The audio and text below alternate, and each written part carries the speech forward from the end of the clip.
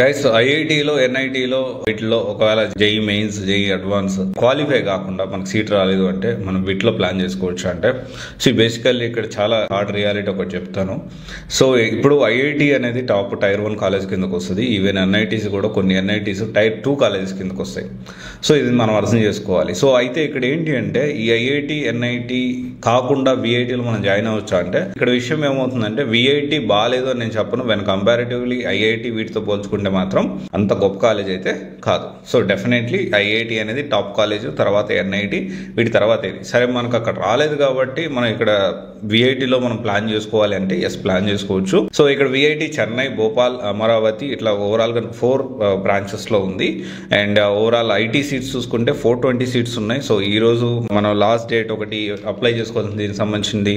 And at the same time previously packages ఎలా ఉన్నాయి and ఎలాంటి కంపెనీస్ వచ్చాయి, ఇది టైర్ 1 కాలేజా టైర్ 2 కాలేజా అనేది కూడా మనం ఈ వీడియోలో తెలుసుకుందాం.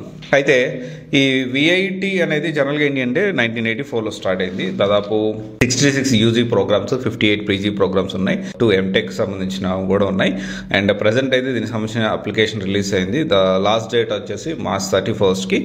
ఒకవేళ మీరు జేఈ మెయిన్స్లో మీరు క్వాలిఫై కాకపోతే మీరు ఎంసెట్ కంటే కూడా బెటరే ఉంటుంది. ఎంసెట్ కంటే చాలా లోకల్ కాలేజెస్, టైర్ 3 కంటే చిన్న కాలేజెస్ యాక్చువల్లీ ఈ అఫిలియేటెడ్ కాలేజెస్ చాలా వరకు ఉంటాయి కాబట్టి సో దాంట్లో కనీసం ఒకటంటే ఒక్క ప్లేస్మెంట్ కూడా రాదు.